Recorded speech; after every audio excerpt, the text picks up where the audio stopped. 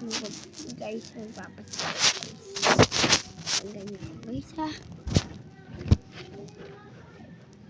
Mga ito ay panghalipan na nung namula sa salitang tanong.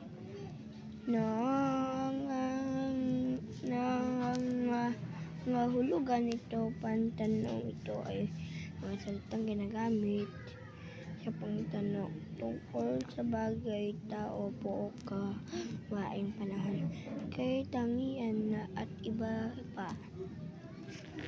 Ang panghalipan na ano ay ginagamit upang sagutin ang mga tanong tungkol sa mga bagay, hayop, katangian, gawain o pangyayari. Halimbawa, ano ang alaga mong hayop?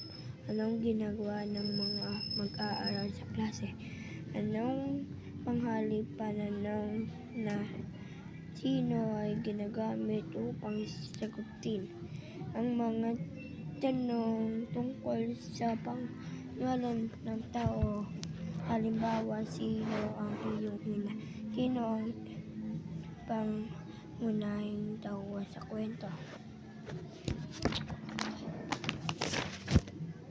Natutuhanan. Guys, tapos ako magpasa guys, kaya mag-subscribe kayo guys. Guys, bye bye guys. I love you. Bye bye.